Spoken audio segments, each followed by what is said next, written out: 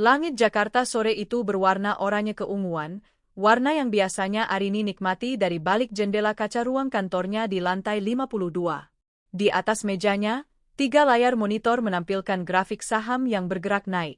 Sebuah kesepakatan bernilai triliunan baru saja ia tutup. Arini Sastrawijaya, di usianya yang ke-34, adalah nama yang disegani di dunia bisnis properti. Ia adalah otak, mesin, dan brankas di balik kekayaan keluarga suaminya. Dan hari ini, ia lelah. Ia memijat pelipisnya, melirik jam di pergelangan tangannya. Pukul 5 sore. Seharusnya Bram, suaminya, sudah menelepon. Hari ini adalah hari arisan bulanan keluarga besar Hadinata, keluarga Bram. Sebuah acara yang Arini benci, namun selalu ia hadiri demi menjaga muka suaminya. Aneh. Tidak ada undangan. Tidak ada pengingat dari mertuanya, Ibu Sinta, yang biasanya akan menelepon sejak pagi untuk mendikte pakaian apa yang pantas ia kenakan. Arini meraih ponselnya. Kosong. Hanya notifikasi email pekerjaan. Ia menekan nomor Bram. Panggilan itu tersambung, namun butuh 4 dering sebelum diangkat. Ya, halo?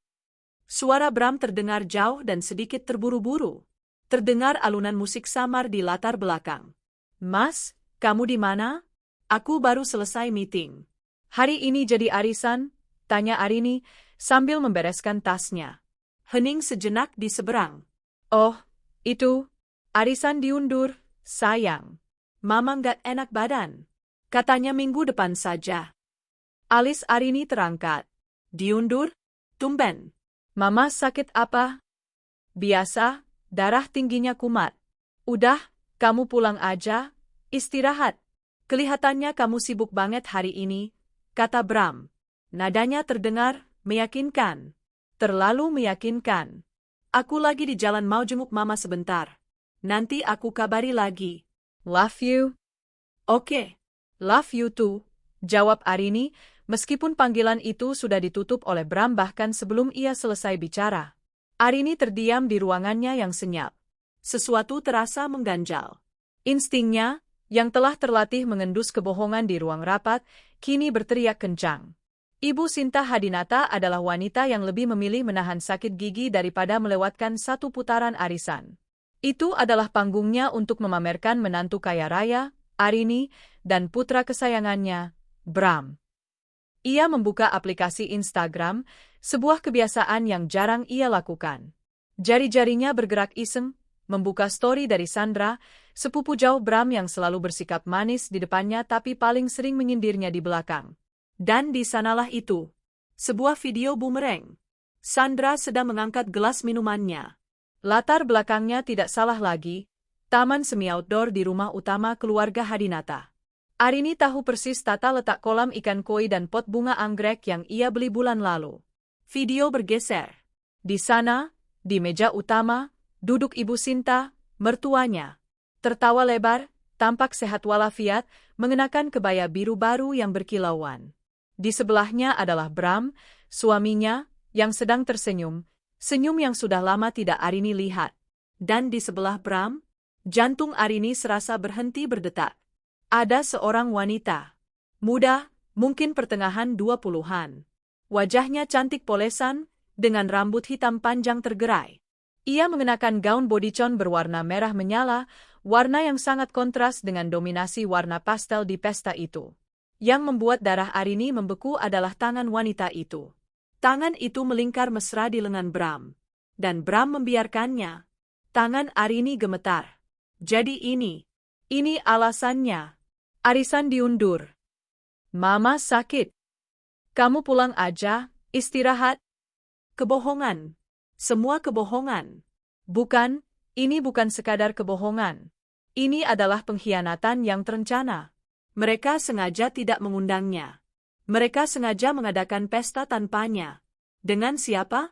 Arini memperbesar video itu. Ia belum pernah melihat wanita itu. Tapi tatapan Ibu Sinta padanya tatapan itu penuh penerimaan. Penuh kasih sayang. Tatapan yang tidak pernah Ibu Sinta berikan kepada Arini selama 8 tahun pernikahannya. Rasa lelah di tubuh Arini lenyap, digantikan oleh adrenalin yang dingin dan tajam. Kemarahan yang membakar naik dari perutnya, memenuhi dadanya hingga ia sulit bernapas. Ia menyambar tasnya, kunci mobil, dan blazernya. Ia tidak peduli lagi dengan tumpukan dokumen di meja. Perusahaannya bisa menunggu. Kekayaannya bisa menunggu. Tapi penghinaan ini tidak bisa. Pak Agus, kata Arini pada sopirnya melalui interkom, suaranya terdengar rata dan mematikan. Siapkan mobil. Kita ke rumah Ibu Sinta. Sekarang. Tapi, Bu, bukannya acaranya? Sekarang? Perjalanan 30 menit dari Sudirman ke Pondok Indah terasa seperti 3 detik. Arini tidak duduk di belakang seperti biasa. Ia duduk di depan, di samping sopirnya, matanya menatap lurus ke jalanan yang padat. Pikirannya berputar. 8 tahun. 8 tahun ia membiayai gaya hidup keluarga ini. Rumah yang mereka tinggali, mobil yang mereka kendarai, liburan mewah yang mereka nikmati, bahkan modal bisnis Bram yang gagal berkali-kali, semua berasal dari keringatnya. Dari otaknya. Dari aset warisan ayahnya yang ia putar menjadi kerajaan bisnis. Dan ini balasannya. Mobil mewah itu berbelok ke jalanan yang familiar. Dari kejauhan, Arini bisa melihat deretan mobil tamu yang terparkir rapi. Pesta itu jelas sedang dalam puncaknya. Tawa dan musik terdengar samar-samar. Cukup sampai sini, Pak. Tunggu saya. Jangan matikan mesin, perintah Arini. Ia turun dari mobil. Udara malam yang lembab menerpa wajahnya, namun ia merasa sedingin es. Ia merapikan blazernya, melangkah pasti melewati gerbang yang terbuka setengah. Para tamu, kerabat jauh, dan teman-teman sosialita Ibu Sinta, semua ada di sana. Mereka terkejut melihat kedatangan Arini. Beberapa bisikan langsung terdengar. Loh, itu Arini. Kok dia baru datang? Bukannya dia? Arini mengabaikan mereka. Matanya terkunci pada satu titik di tengah taman. Di sana, Bram sedang berdiri. Di sampingnya adalah wanita bergaun merah itu. Dan di depan mereka, Ibu Sinta memegang mikrofon. Arini berhenti melangkah, berdiri di bawah lengkungan bunga bougainville, tersembunyi dalam bayang-bayang namun cukup dekat untuk mendengar segalanya.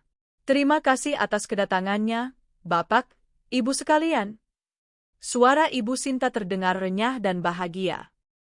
Di hari yang berbahagia ini, selain arisan rutin kita, saya dan keluarga ingin membagi satu kebahagiaan besar. Ibu Sinta merangkul wanita bergaun merah itu. Saya ingin memperkenalkan secara resmi, Rania. Dada Arini terasa sesak. Rania ini, lanjut Ibu Sinta, menatap Bram dengan bangga, adalah calon istri putra saya, Bramantio. Dan sebentar lagi, mereka akan segera menikah. Tepuk tangan riuh membahana. Bram tersenyum, lalu ia menoleh dan mencium kening Rania. Mata Arini menggelap. Dunia di sekelilingnya seakan berputar pelan. Calon istri. Sebentar lagi akan menikah. Jadi, apa statusnya? Apa dia? ATM berjalan yang akan segera dibuang setelah saldonya kering? Tidak. Mereka salah. Mereka lupa satu hal penting. Arini bukan hanya ATM. Dia adalah banknya. Dan bank ini akan segera menutup semua akses mereka. Rasa sakit hati yang tadinya membara kini berubah menjadi sesuatu yang lain. Sesuatu yang lebih dingin, lebih tajam, dan lebih fokus. Balas dendam. Ia melihat sekeliling. Melihat semua wajah yang tersenyum. Wajah-wajah yang tahu ia sedang dikhianati. Wajah-wajah saudara dan teman yang menikmati kejatuhannya. Arini menarik napas dalam-dalam, lalu melangkah keluar dari bayang-bayang, masuk ke dalam cahaya terang pesta. Tepuk tangan perlahan berhenti. Satu persatu wajah menoleh padanya. Musik berhenti. Wajah Bram langsung pucat pasi. Senyum di wajah Ibu Sinta membeku. Arini? Bisik Bram, suaranya bergetar. Arini tidak menatapnya. Matanya menatap lurus ke wanita bergaun merah itu. Lalu ia tersenyum. Senyuman yang tidak sampai ke matanya. Pesta yang bagus, ujar Arini, suaranya tenang namun menggema di keheningan taman. Sayang sekali kalian lupa mengirimkan undangan untuk pemilik rumah ini. Keheningan yang pecah di taman itu terasa lebih memekakkan daripada musik yang baru saja berhenti.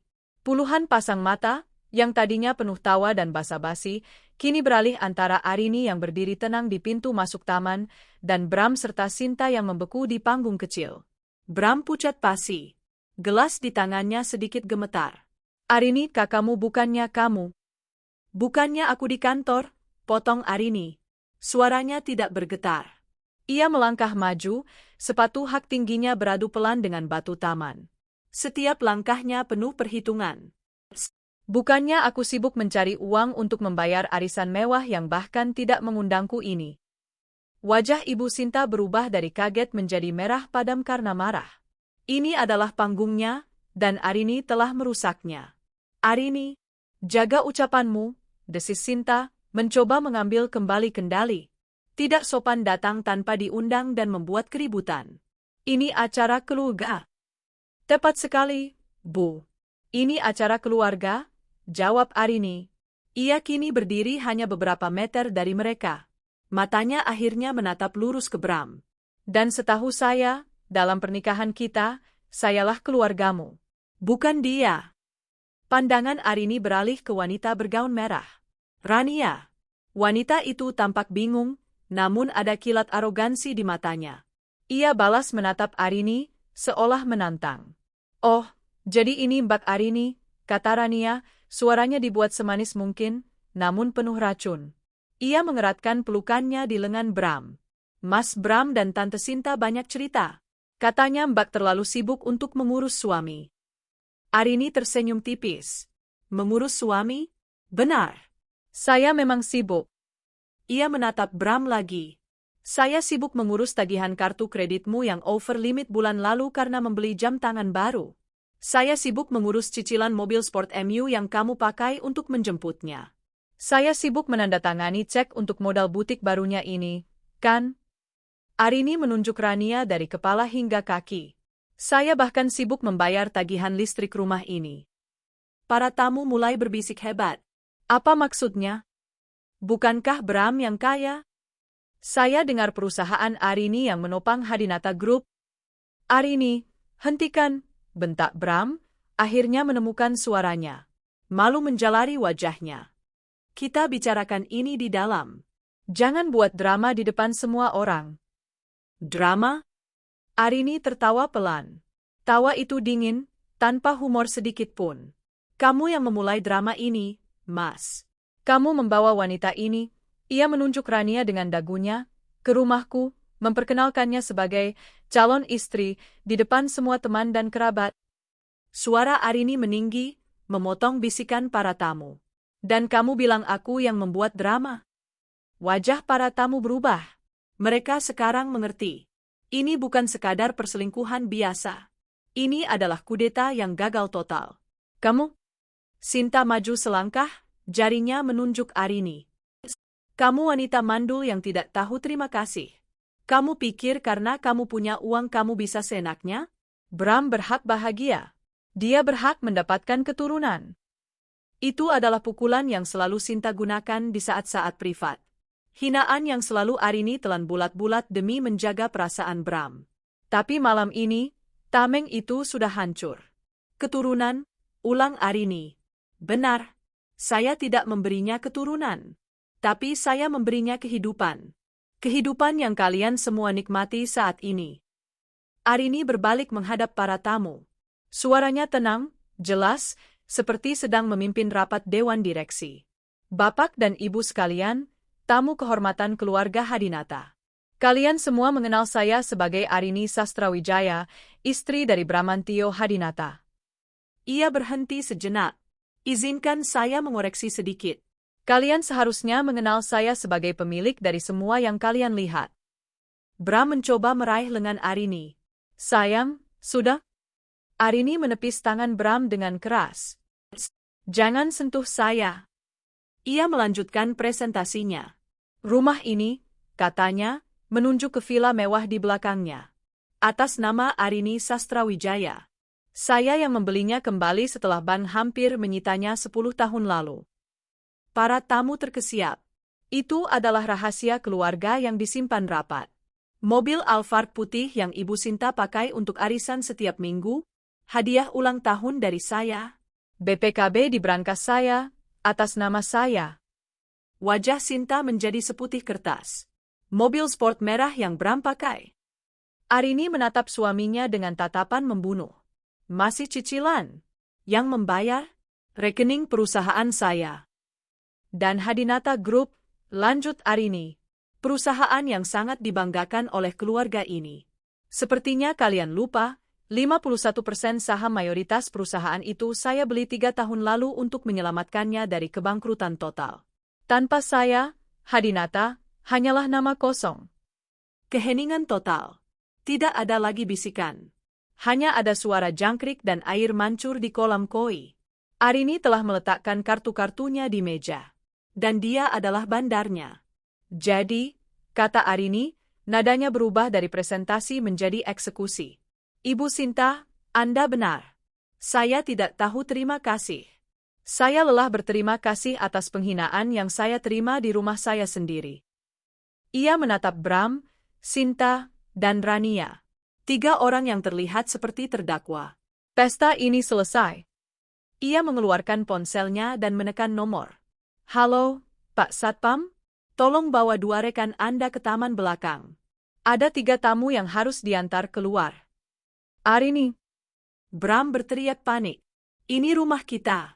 Kamu tidak bisa mengusir ibuku. Ini rumah saya, koreksi Arini. Dan ibumu, serta calon istrimu itu, telah melanggar batas. Dan kamu, Mas, kamu bukan lagi suamiku. Satpam datang, 3 orang berbadan tegap. Mereka tampak bingung, menatap Arini dan kemudian ke majikan mereka, Bram dan Sinta. Bu Arini? Pak, kata Arini tenang. Bapak digaji oleh perusahaan saya. 3 orang ini, ia menunjuk Bram, Sinta, dan Rania, bukan lagi penghuni rumah ini. Tolong antar mereka keluar gerbang. Kamu gila, jerit Sinta. Ia mencoba menyerang Arini, namun Bram menahannya. Para tamu, saudara dan teman, mulai mundur perlahan. Mereka tidak mau terseret. Wajah-wajah yang tadi tersenyum pada Sinta kini menatapnya dengan campuran kasihan dan jijik. Mereka menjauh, seperti menjauhi penyakit. Silakan, kata Arini kepada Satpam.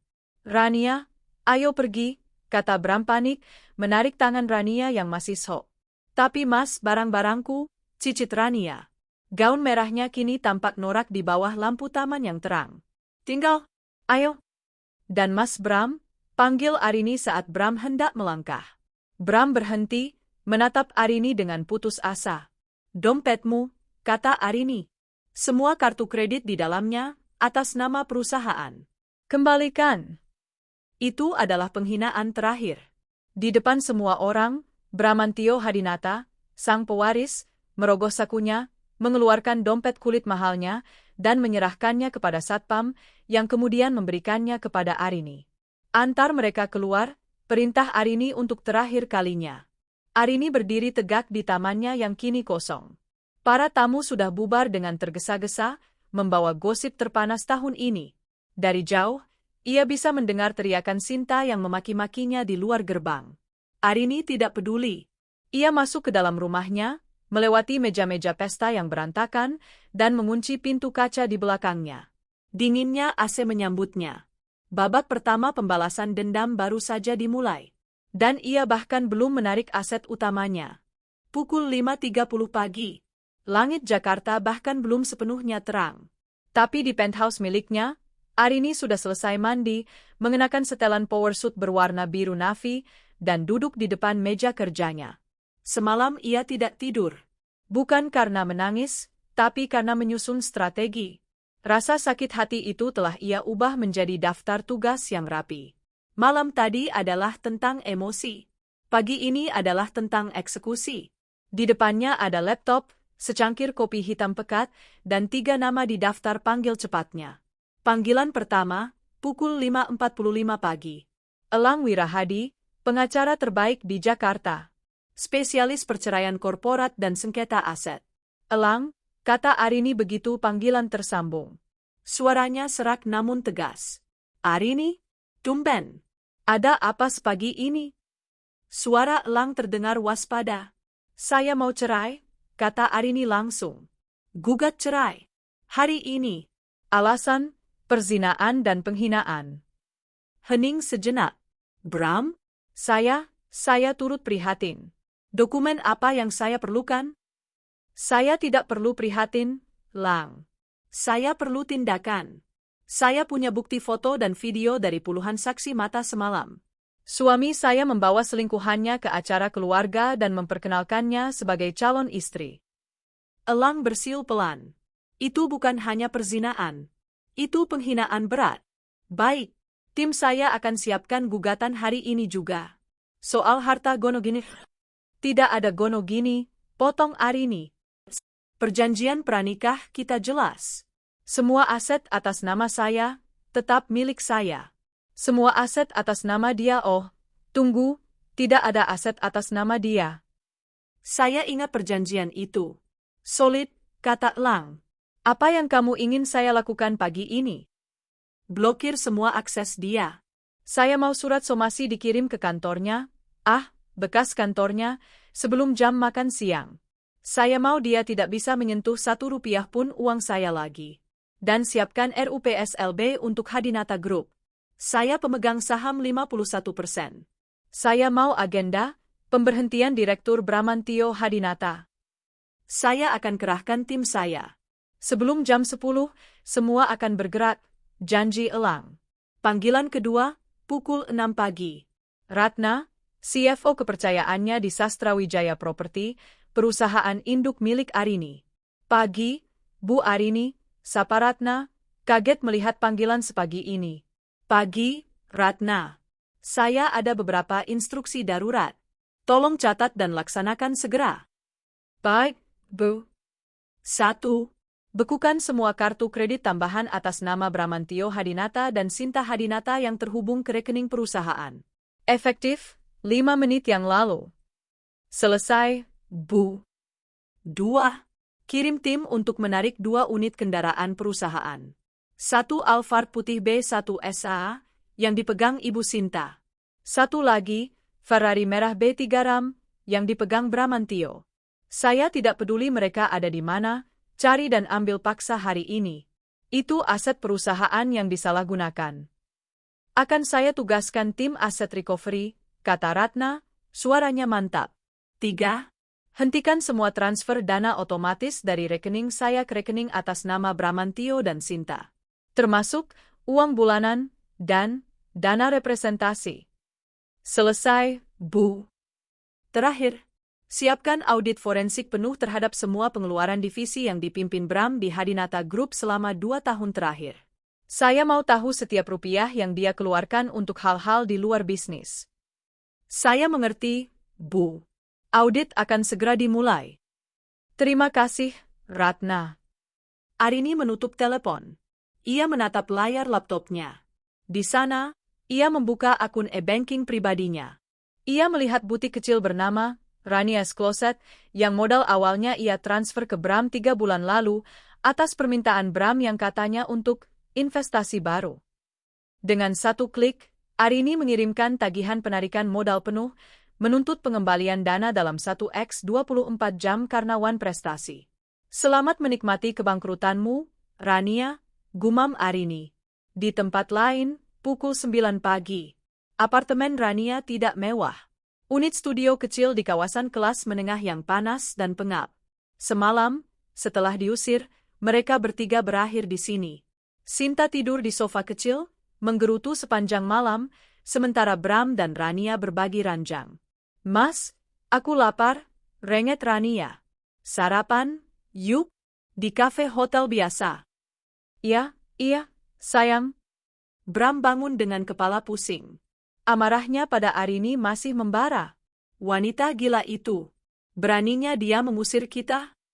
Sudah Mama bilang. Kuasai asetnya dulu baru kamu main gila, omel Sinta dari sofa. Sekarang bagaimana? Mama harus arisan pakai apa?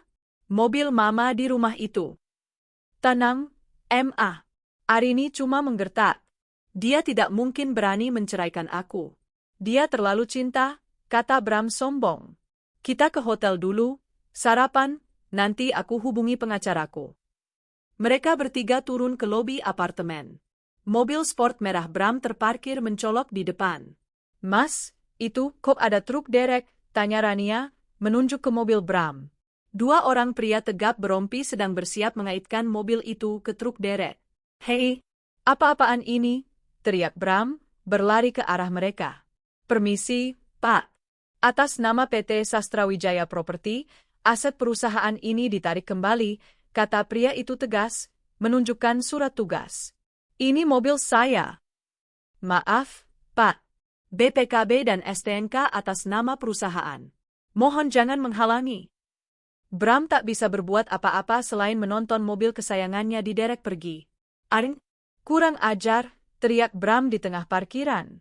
Sinta menggigit jarinya, panik. Bram, ponsel Mama dari tadi dihubungi orang, katanya Alphard Mama juga mau diambil.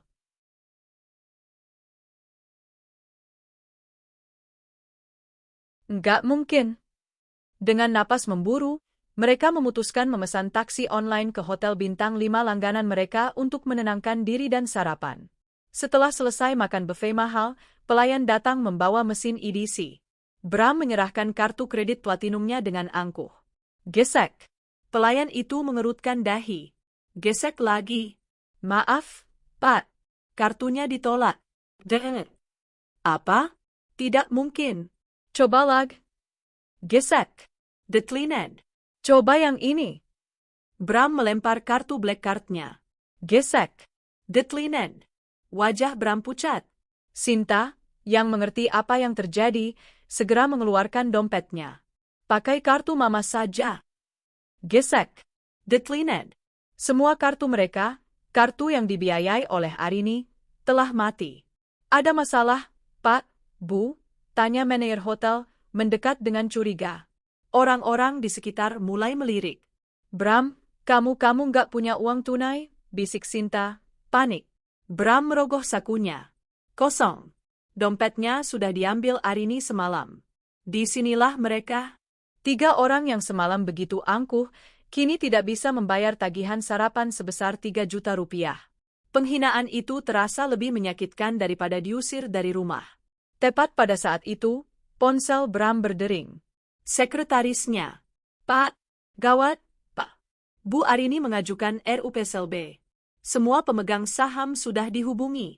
Agenda utamanya, pemberhentian Bapak dari Dewan Direksi. Ponsel itu jatuh dari genggaman Bram.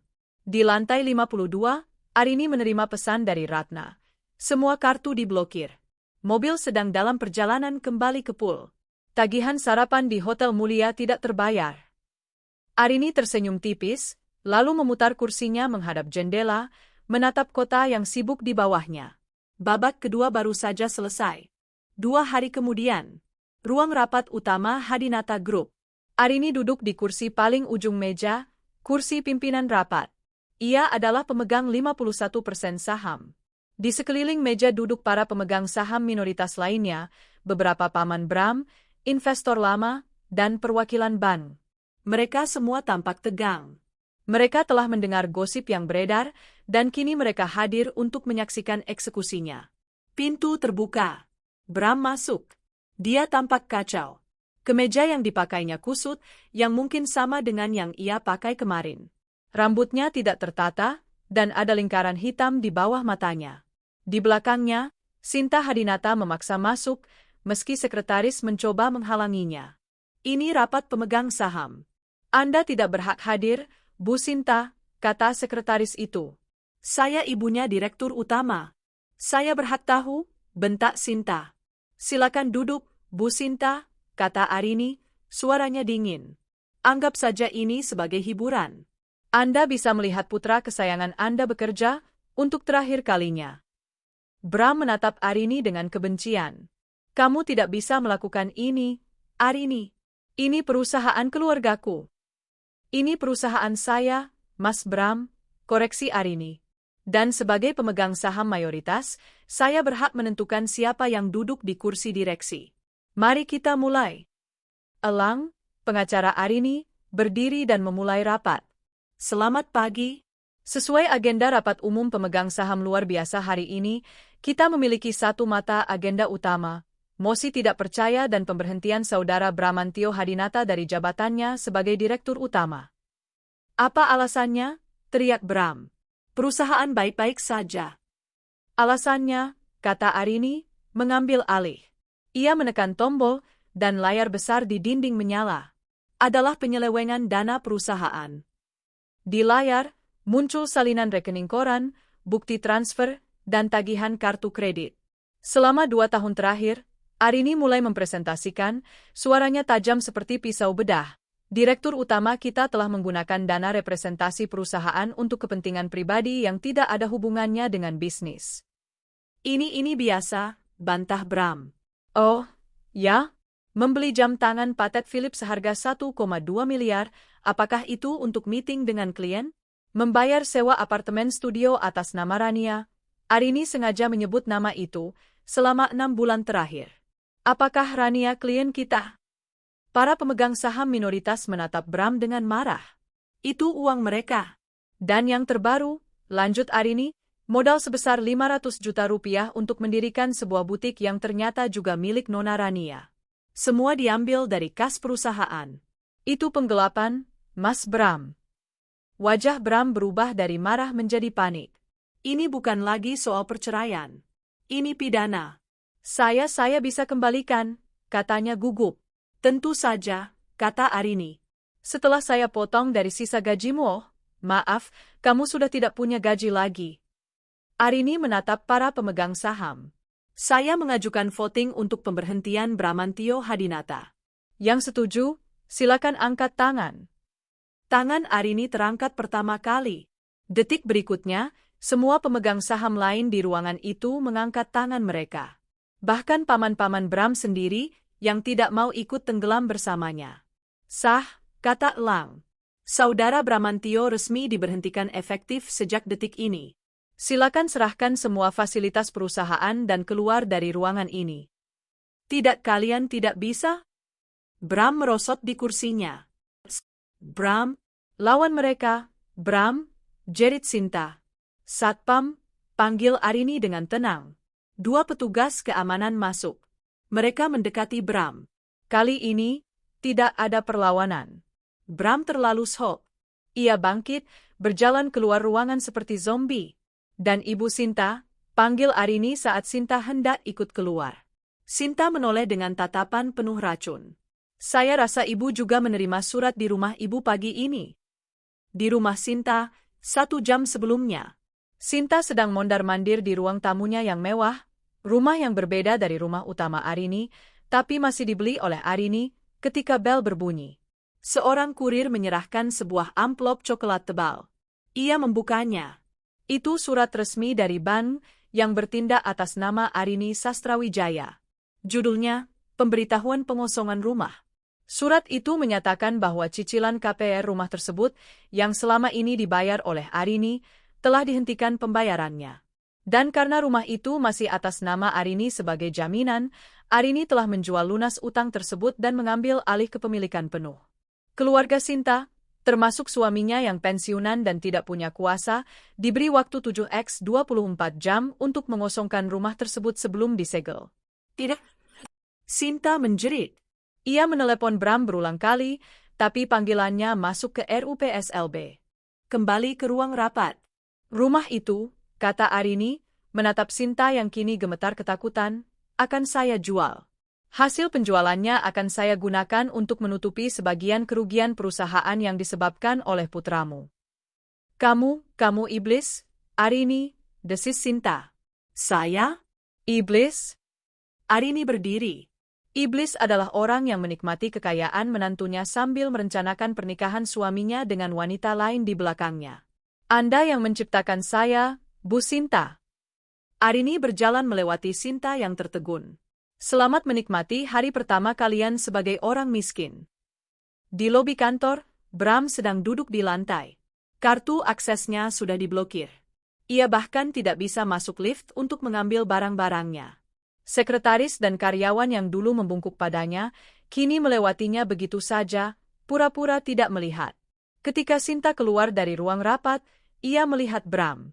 Hancur. Di saat yang sama, Rania menelepon Bram. Mas, Mas, butikku. Ada orang datang. Mereka menyita semua barang. Katanya aku menunggak modal. Mas, kamu di mana? Tolong aku, Mas. Bram hanya menatap nanar ponsel di tangannya. Ia tidak punya apa-apa lagi. Tidak ada uang, tidak ada jabatan, tidak ada mobil. Sinta mendekatinya, bukan untuk menghibur, tapi dengan amarah. Ini semua gara-gara kamu dan perempuan itu. Kamu lihat, kita jadi pengemis sekarang. Gara-gara kamu. Sinta mulai memukuli Bram di lobi kantor. Bram, yang sudah kehilangan segalanya, hanya diam menerima. Arini melihat pemandangan itu dari lantai atas melalui CCTV di ruangannya. Ia tidak merasakan apa-apa. Tidak ada kepuasan. Hanya kekosongan. Ia lalu menelepon Elang. Sudah selesai, Lang. Sekarang, bagian kedua. Apa itu? Bekukan semua rekening pribadi mereka. Kejar secara hukum penggelapan dana itu. Saya tidak mau mereka bisa bangkit lagi. Saya mau mereka merasakan bagaimana rasanya tidak punya apa-apa? Sama sekali. Apartemen studio Rania di lantai 12 terasa seperti oven di siang hari. AC portabel kecil di sudut ruangan hanya mampu mengeluarkan suara berisik, bukan hawa dingin. Ini adalah dunia yang sangat berbeda dari kesejukan marmer di rumah Pondok Indah. Sudah 3 hari mereka terkurung di sana. 3 hari sejak Bram dipecat dan Sinta diancam pengosongan rumah. Uang tunai mereka habis. Mereka bertahan hidup dari sisa-sisa makanan instan yang ada di dapur kecil Rania. Arogan Sinta sudah luntur, berganti kepanikan. Bram, telepon pamanmu. Telepon Pak. Minta pinjaman. Masa keluarga tidak mau bantu? Desak Sinta, suaranya parau. Bram, yang duduk di lantai dengan tatapan kosong, menggeser layarnya. Sudah, Ma. Nggak diangkat. Semuanya. Tidak mungkin. Sinta merebut ponsel itu. Ia melihat daftar panggilannya. Benar. Puluhan panggilan tak terjawab ke semua kerabat Hadinata. Mereka pasti takut sama Arini, geram Bram. Dasar pengecut. Kalau kerabatmu pengecut, biar mama yang usaha. Sinta mengambil ponselnya sendiri. Ia membuka daftar kontak arisan sosialitanya. Ini adalah lingkaran kekuasaannya. Ini adalah orang-orang yang selama puluhan tahun menjilatnya. Ia menekan nomor Ibu Ratna, sahabat terdekatnya di arisan. Halo? Suara di seberang terdengar ragu. Ratna, syukurlah kamu angkat. Ratna, aku butuh bantuanmu. Sayang, Sinta memulai, suaranya dibuat semelas mungkin. Kamu tahu kan, si Arini itu, dia? Sinta, maaf, potong Ibu Ratna cepat. Aku lagi di Singapura. Sinyal jelek. Nanti aku telepon lagi, ya. Klik. Panggilan ditutup. Sinta tertegun. Singapura? Jelas-jelas tadi ia mendengar suara adzan dari masjid dekat rumah Ratna. Ia tidak menyerah. Ia menelepon Ibu Vina. Kali ini, panggilannya langsung ditolak. 2 detik kemudian, sebuah pesan WhatsApp masuk dari Ibu Vina. Maaf, Sinta. Aku nggak bisa bantu. Suamiku melarang keras. Aku dengar dari pengacara Arini, semua aset Bram dan kamu sedang dalam penyelidikan pidana penggelapan. Aku nggak mau ikut terseret. Sinta membeku. Penyelidikan pidana? Sementara itu, di grup WhatsApp, arisan glamor, yang Sinta tidak tahu ia sudah dikeluarkan darinya, pesannya berhamburan. Ibu Vina, barusan Sinta telepon aku. Dia pasti mau pinjam uang. Ibu Ratna, aku juga. Aku bilang aja lagi di Singapura, hahaha. Ibu Hapsari, ketua arisan ibu-ibu, sekadar info. Tadi pagi saya ditelepon langsung oleh tim pengacara Bu Arini Sastrawijaya. Mereka memberitahu dengan sangat sopan bahwa siapapun yang terdeteksi melakukan transaksi keuangan dengan Ibu Sinta atau Bramantio akan dianggap sebagai saksi atau turut serta dalam upaya menyembunyikan aset hasil penggelapan. Hati-hati kalau mau bantu. Ibu Vina, serius? Astaga, untung nggak kuangkat. Ibu Ratna, blokir nomornya, Bu. Blokir. Dalam sekejap, Sinta Hadinata, sang ratu sosialita, telah menjadi paria. Tidak ada yang mau menyentuhnya. Bukan hanya karena takut pada Arini, tapi karena takut pada hukum yang dibawa Arini. Kenapa, Ma? Kenapa Tante Vina? Tanya Bram. Sinta melempar ponselnya ke kasur. Dia bilang kita sedang diselidiki polisi, Bram. Karena penggelapan. Wajah Bram, yang sudah pucat, kini menjadi seputih kapur. Penggelapan? Itu kan uang perusahaan, uang Arini maksudku. Maksudmu kamu mencuri dari istrimu sendiri, dan sekarang dia menuntutmu. Jerit Rania dari kamar mandi. Ia keluar dengan wajah sembab karena menangis. Kamu bilang kamu kaya, Mas. Kamu bilang Arini itu bodoh dan gampang diatur. Kamu bilang aku akan jadi Nyonya Hadinata. Rania menunjuk Bram dengan gemetar. Tapi lihat sekarang, butikku disita. Rekeningku dibekukan. Dan aku terjebak di sini sama kamu dan ibumu yang cerewet. Jaga mulutmu, perempuan murahan, bentak Sinta. Kalau bukan karena kamu yang menggoda anakku, ini semua tidak akan terjadi. Oh, jadi salahku. Rania tertawa histeris. Anakmu yang datang padaku. Yang menjanjikan aku bulan dan bintang. Yang bilang istrinya mandul dan dingin. Wah, tangan Sinta mendarat keras di pipi Rania. Rania yang kaget, langsung balas menjambak rambut Sinta. Perempuan tua bangka, beraninya kamu. Mereka bergulat, berteriak, saling memaki. Bram, yang seharusnya melerai, hanya duduk memegangi kepalanya. Dunianya runtuh. Rumah hilang, mobil hilang, jabatan hilang, teman hilang, kerabat hilang. Dan kini, dua wanita yang ia coba miliki sedang berkelahi seperti binatang di depannya. Cukup, teriak Bram. Pintu apartemen digedor keras dari luar. Buka pintunya. Ini manajer apartemen. Sudah 3 hari kalian menunggak bayar sewa. Mereka bertiga membeku. Rania lupa membayar sewa karena rekeningnya diblokir Arini. Manajer itu berteriak lagi, kalau tidak dibayar hari ini, barang kalian saya sita dan kalian saya usir. Dari puncak sosial, dalam waktu kurang dari seminggu, mereka terancam menjadi gelandangan. Di penthouse-nya, Arini menerima laporan dari Elang. Semua lingkaran sosial telah menjauh. Arini, tidak ada satupun yang mau meminjamkan mereka uang. Mereka terisolasi. Bagus, kata Arini, menatap hujan di luar jendela. Lanjutkan proses pengusiran di apartemen itu. Saya tidak mau mereka punya tempat berteduh 1 malam pun lagi. Kamu yakin? Biarkan mereka merasakan bagaimana rasanya diusir di jalanan. Sama seperti mereka mengusirku secara mental dari keluargaku sendiri. Gedoran di pintu apartemen Rania semakin keras dan tidak sabar. Buka pintunya. Atau kami buka paksa? Sinta, Bram, dan Rania terdiam ketakutan. Gulat dan teriakan mereka langsung berhenti. Mas, bisik Rania, gemetar. Gimana ini? Ini apartemen sewa atas namaku. Bram, yang lumpuh karena putus asa, tidak menjawab. Sintalah yang maju, didorong oleh sisa-sisa arogansinya. Ia membuka pintu sedikit. Di depan pintu berdiri manajer apartemen, didampingi 2 petugas keamanan berbadan tegap. Ada apa ini ribut-ribut? Tidak sopan, bentak Sinta, mencoba menggunakan wibawa yang sudah tidak ia miliki. Manajer itu tidak terkesan. Tidak sopan? Ibu menunggak sewa 3 hari. Sudah saya hubungi baik-baik, tidak ada jawaban. Sekarang, bayar. Atau keluar. Saya akan bayar. Kamu tidak tahu saya siapa? Saya Sinta Hadin.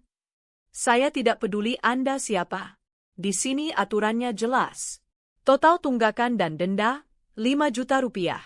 Tunai. Sekarang. Mata Sinta membelalak. 5 juta? Dia bahkan tidak punya 50.000. Bram? Sinta menoleh ke putranya. Bram, lakukan sesuatu. Bram menatap manajer itu dengan nanar.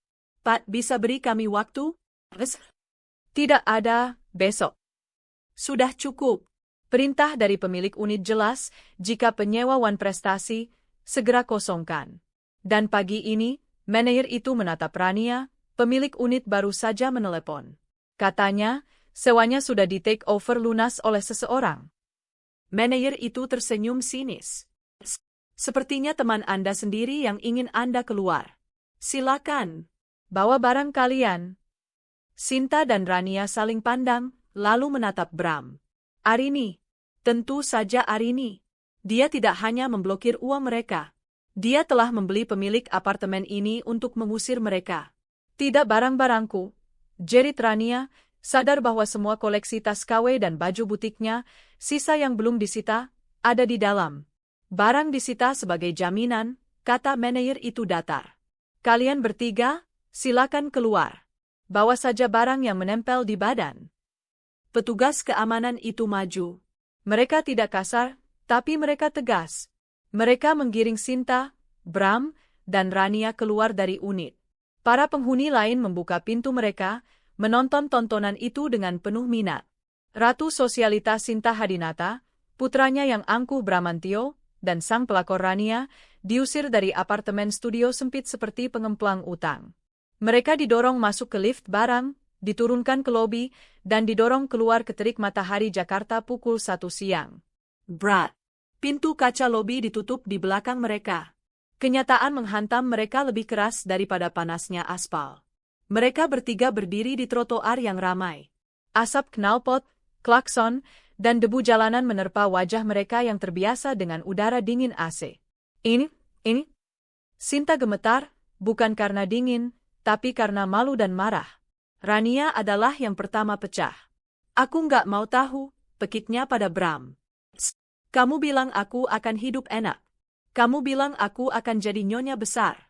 Lihat sekarang. Aku nggak punya apa-apa. Apartemenku hilang. Butikku hilang. Gara-gara kalian. Jaga mulutmu, balas Sinta. Kamu yang merayu anakku. Rania menatap Bram dengan mata nyalang. Mas, kamu beneran udah nggak punya apa-apa lagi? Jawab jujur. Bram menatap ibunya, lalu menatap Rania. Dia tidak bisa berbohong lagi. Dia menggeleng pelan. Wajah Rania berubah. Dari marah, menjadi dingin, penuh perhitungan. Oke. Aku ngerti. Ia merogoh saku jeansnya, mengeluarkan sisa uang, mungkin Rp50.000, yang ia sembunyikan. Aku muak jadi gembel sama kalian. Tanpa menoleh lagi, Rania berlari ke tengah jalan, menyetop sebuah ojek yang lewat. Bang, antar saya ke stasiun. Ia melompat ke motor itu, dan dalam hitungan detik, menghilang di antara kemacetan Jakarta. Meninggalkan Bram dan Sinta begitu saja. Kurang Rania, teriak Bram. Tapi wanita itu sudah pergi. Kini, hanya tinggal mereka berdua, ibu dan anak. Arsitek dari kehancuran mereka sendiri. Bisik Bram. Kita kemana? Sinta menelan ludah. Arogansinya hancur, menyisakan ketakutan. Kita ke rumah pamanmu, Herman. Dia harus bantu kita. Kita keluarga. Mereka mulai berjalan. Mereka tidak punya uang untuk taksi. Tidak punya uang untuk ojek. Bahkan tidak punya uang untuk bus. Mereka berjalan kaki. Sinta, yang terbiasa memakai sepatu low boutin, kini harus menyeret kakinya yang lecet di atas trotoar panas. Bram, sang mantan direktur, berkeringat deras, kemejanya lepek dan bau. Orang-orang memandang mereka dengan aneh. Dua orang berpenampilan mewah yang tampak seperti gelandangan. Setelah berjalan 1 jam, mereka sampai di kompleks mewah Paman Herman. Tapi gerbang rumah itu tertutup rapat. Bram menekan bel. Siapa? Suara satpam terdengar dari interkom. Saya Bram, keponakan Pak Herman. Mau ketemu? Hening sejenak. Lalu suara Paman Herman terdengar. Satpam, bilang sama mereka, saya tidak di rumah. Dan jangan biarkan mereka masuk. Tapi, Pak, usir mereka.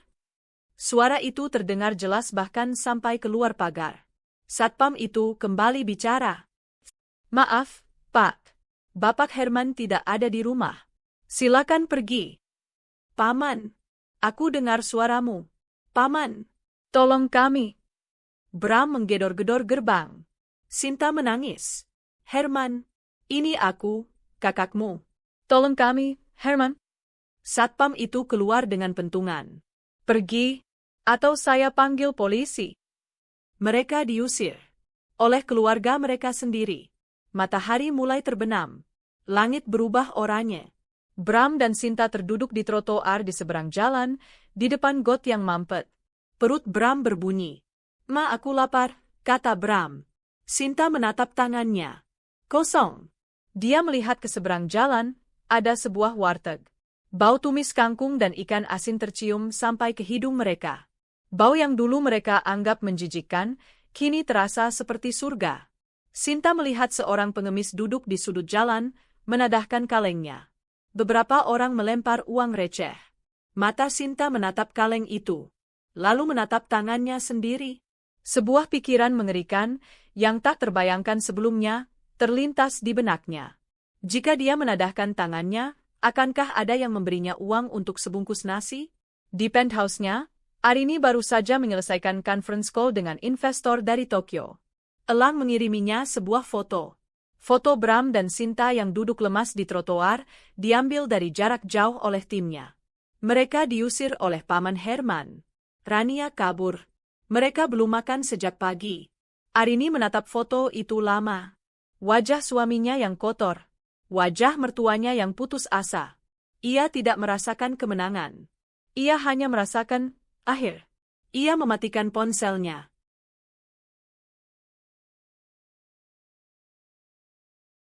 Tiga minggu telah berlalu. Bagi Arini, itu adalah 3 minggu konsolidasi. Ia telah membersihkan Hadinata Group dari Dewan Direksi lama, menempatkan orang-orang profesionalnya, dan mulai memutar kembali perusahaan itu ke jalur profit. Ia bekerja 18 jam sehari, membangun kembali apa yang hampir dihancurkan oleh suaminya. Bagi Bram dan Sinta, itu adalah 3 minggu di neraka. Mereka bukan lagi orang kaya yang tersesat. Mereka adalah gelandangan. Pakaian branded yang mereka kenakan saat terusir kini telah robek, kusam, dan berbau menyengat. Rambut Sinta, yang dulu selalu diblow rapi, kini gimbal dan kotor. Bram, yang dulu gagah, kini kurus kering, matanya cekung, dan janggutnya tumbuh tak beraturan. Mereka telah belajar ritme jalanan. Pagi hari, mereka diusir Satpol PP dari teras ruko tempat mereka tidur. Siang hari, mereka memisahkan diri untuk mengemis. Sinta, dengan sisa-sisa penampilan, ibu yang menderita, mangkal di dekat sebuah masjid, mengharapkan belas kasihan jemaah. Bram tidak seberhasil itu. Dia terlalu malu, terlalu marah, namun terlalu lemah untuk melawan. Dia seringnya hanya duduk di jembatan penyeberangan, menatap kosong, berharap ada yang melempar koin. Dia telah menjadi bayangan dari dirinya sendiri. Persaingan di jalanan itu keras. Mereka sering diusir oleh preman atau pengemis lain yang sudah menguasai wilayah. "Pergi kalian. Ini tempat saya," bentak seorang pengemis tua pada Sinta, mendorongnya menjauh dari pintu masuk minimarket. Malam itu, mereka kembali bertemu di bawah jembatan layang, tempat mereka biasa tidur. Hujan gerimis baru saja reda, menyisakan bau aspal basah dan comberan. "Dapat berapa?" tanya Bram. Suaranya serak. Sinta membuka telapak tangannya. 3 lembar uang 2000-an dan beberapa koin. "Cuma cukup buat 1 bungkus nasi. Kita bagi 2. "1 bungkus?" keluh Bram. "Aku lapar, Ma. Dari siang belum makan." "Kamu pikir Mama makan?" bentak Sinta. "Kamu juga usaha. Jangan diam saja. Kamu laki-laki." Aku tadi." Bram tidak sanggup berkata-kata. Tadi siang, dia melihat salah satu teman golfnya. Temannya itu berada di dalam mobil Mercedesnya, berhenti di lampu merah. Bram refleks menunduk, menyembunyikan wajahnya di balik pilar jembatan, malu setengah mati. Saat mereka sedang bertengkar memperebutkan siapa yang lebih lapar, sebuah mobil kijang tua berwarna gelap berhenti tidak jauh dari mereka. Bukan mobil polisi. Bukan mobil Satpol PP. Mobil itu tampak biasa saja. 2 orang pria berbadan tegap turun. Mereka tidak memakai seragam. Mereka memakai jaket kulit dan celana jeans. Mereka berjalan lurus ke arah Bram dan Sinta. "Permisi," kata salah satu pria itu, suaranya berat dan datar. "Bapak Bramantio Hadinata?" Bram dan Sinta membeku. Bagaimana orang-orang ini tahu nama mereka? "Se?" Bram tergagap. Pria itu mengeluarkan ponsel, membandingkan foto di layarnya dengan wajah kotor di depannya. Fotonya adalah foto lama Bram saat masih gagah memakai jas. Cocok, katanya pada temannya. Ada apa, Pak? Tanya Sinta, ketakutan. Kami nggak buat salah apa-apa. Ini uang kami. Ia pikir mereka preman yang mau memalak. Pria itu tidak memedulikan Sinta. Ia fokus pada Bram. Bramantio Hadinata, Anda kami tahan. Tahan? Tahan kenapa? Kami cuma duduk di sini, jerit Sinta. Pria kedua mengeluarkan sepasang borgol. Anda ditahan atas dugaan tindak pidana penggelapan dana perusahaan dan pencucian uang berdasarkan laporan dari Ibu Arini Sastrawijaya dan hasil audit forensik PT Hadinata Group. Waktu seakan berhenti. Penggelapan, pencucian uang, pidana. Ini bukan lagi soal utang piutang. Ini bukan lagi soal diusir dari rumah. Ini soal penjara. Bisik Bram. Wajahnya pucat pasi. Dia tahu audit yang disiapkan Arini. Dia tahu semuanya akan ketahuan. Tapi dia pikir Arini hanya akan mengambil uangnya, tidak sampai memenjarakannya. Jangan ambil anak saya. Sinta menjerit histeris. Ia berubah beringas, menerjang petugas itu. Dia tidak salah. Arini yang jahat. Iblis itu yang menjebak kami. Petugas itu dengan mudah mendorong Sinta ke samping. Klik. Borgol besi yang dingin itu mengunci pergelangan tangan Bram. Suaranya terdengar nyaring di keheningan malam. Anda punya hak untuk diam. Semua yang Anda katakan akan digunakan di pengadilan. Mereka menyeret Bram, yang lemas seperti boneka. Dia tidak melawan. Dia sudah hancur. Itulah satu-satunya kata yang keluar dari mulutnya. Bram, jangan. Lepasin anak saya. Sinta berlari, mencoba menarik pintu mobil. Minggir, Bu. Ibu menghalangi petugas? Petugas itu mendorong Sinta hingga ia jatuh terduduk di atas aspal yang basah dan kotor. Pintu mobil dibanting tertutup. Sinta melihatnya. Wajah putranya, satu-satunya kebanggaannya, menempel di kaca jendela mobil. Wajah penuh ketakutan, menatap ibunya untuk terakhir kali sebelum mobil itu melaju kencang. Bram! Raungan Sinta memecah malam.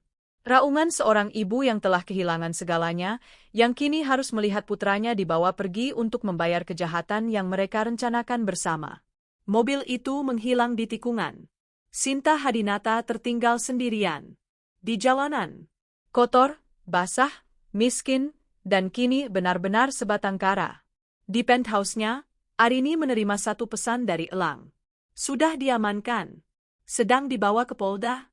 Arini tidak membalas. Ia menatap lampu kota Jakarta yang gemerlapan. Balas dendamnya telah selesai. Tuntas. Sampai ke akarnya.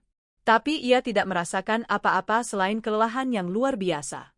6 bulan kemudian, ruang sidang Pengadilan Negeri Jakarta Selatan terasa panas dan pengap. Kipas angin di langit-langit berputar pelan, seolah tak sanggup mengusir hawa penuh putus asa di dalamnya. Di kursi terdakwa, duduk seorang pria yang nyaris tak bisa dikenali sebagai Bramantio Hadinata. Dia mengenakan kemeja tahanan berwarna oranye, tubuhnya kurus kering, dan matanya menatap kosong ke meja hakim. Dia tidak lagi memiliki pengacara mahal. Pengacara yang disediakan negara sudah menyerah di hadapan tumpukan bukti yang tak terbantahkan.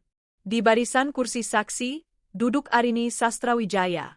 Dia adalah antitesis dari Bram.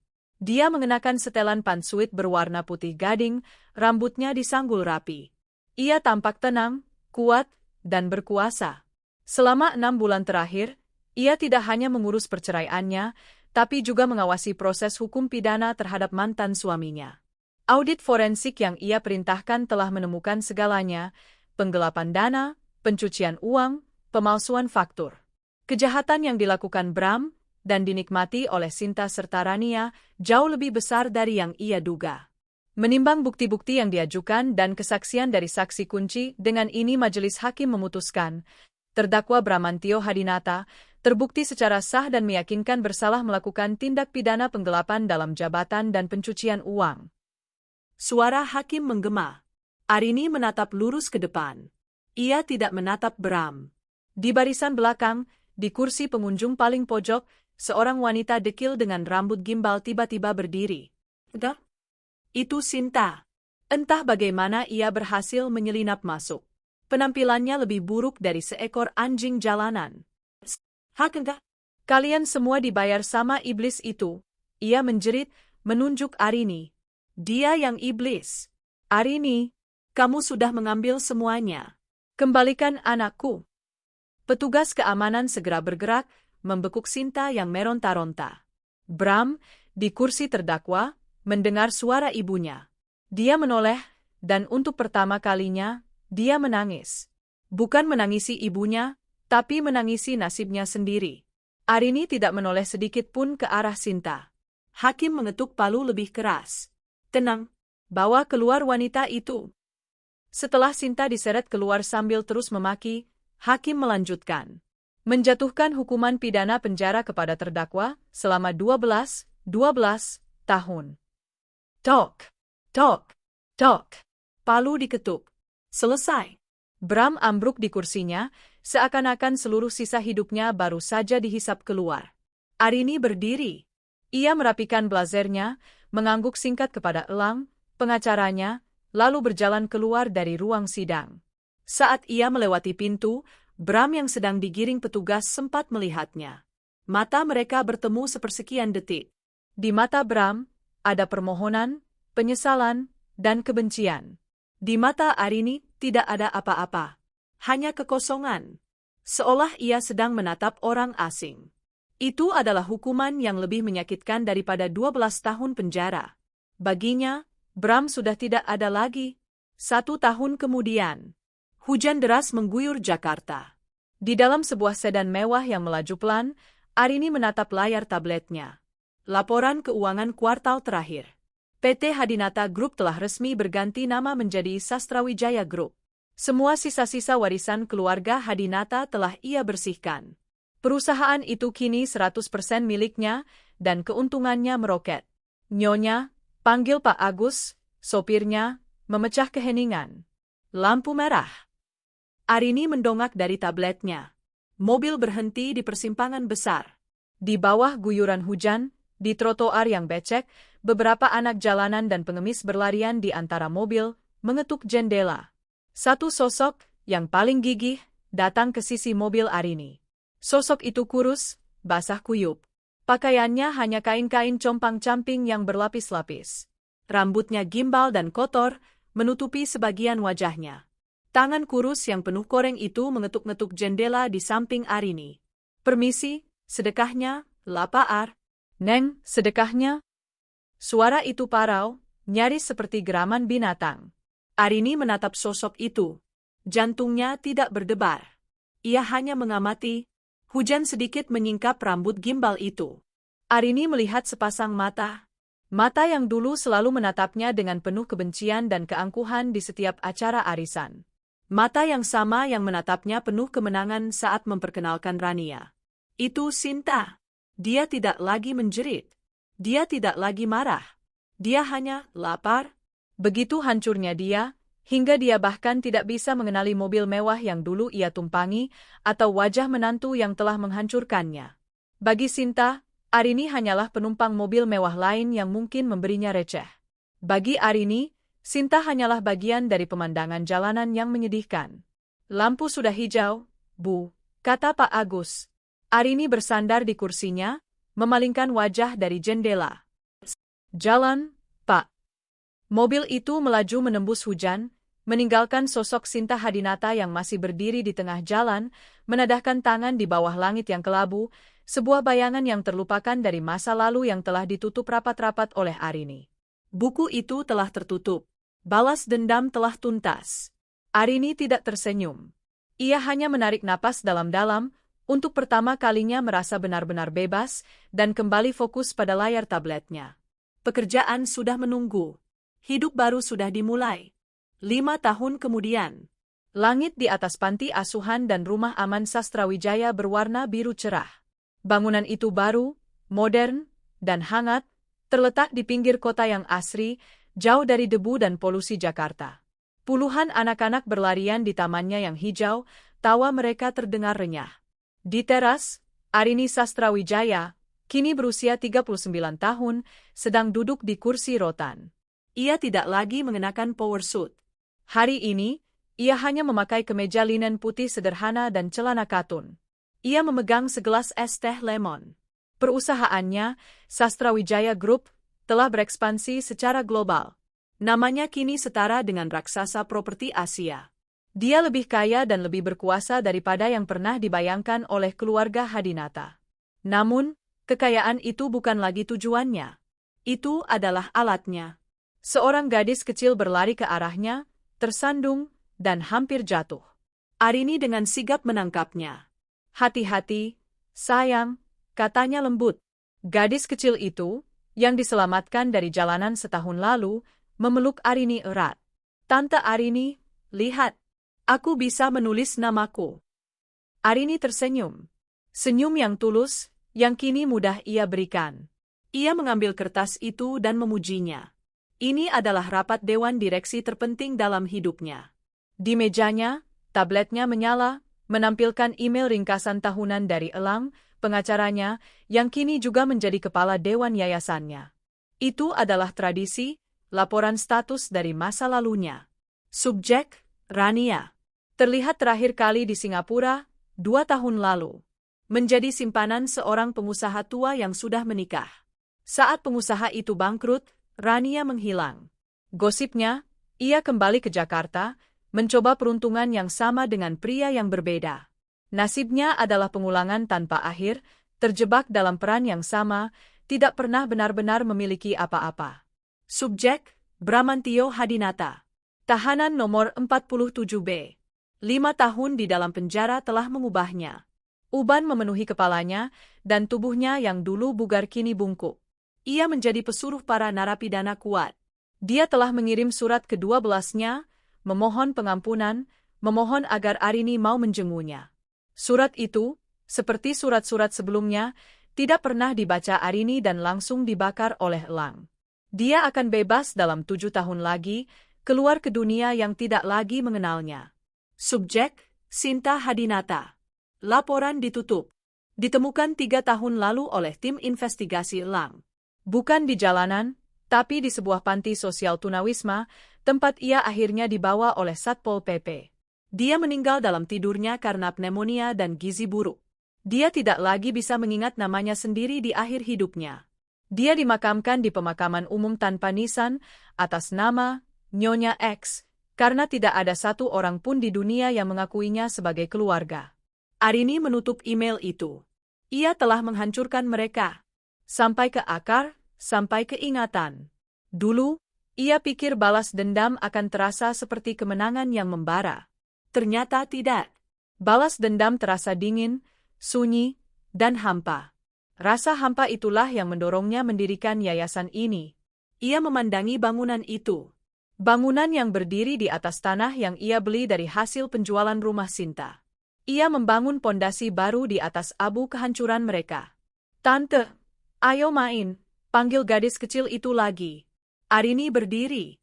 Ia meninggalkan tabletnya, masa lalunya, di meja. Ia melangkah ke taman, ke bawah sinar matahari. Keluarga Hadinata telah mengambil 8 tahun hidupnya, mengkhianati kepercayaannya, dan mencoba menghancurkan harga dirinya. Sebagai gantinya, Arini mengambil segalanya dari mereka, kekayaan mereka, nama mereka, kebebasan mereka, dan masa depan mereka. Dan dari semua itu, Arini akhirnya menemukan sesuatu yang tidak pernah mereka miliki, dan sesuatu yang hampir ia lupakan. Kedamaian. Ia tertawa saat berlari mengejar anak-anak itu di taman. Suara tawanya lepas, bebas, dan sepenuhnya menjadi miliknya sendiri.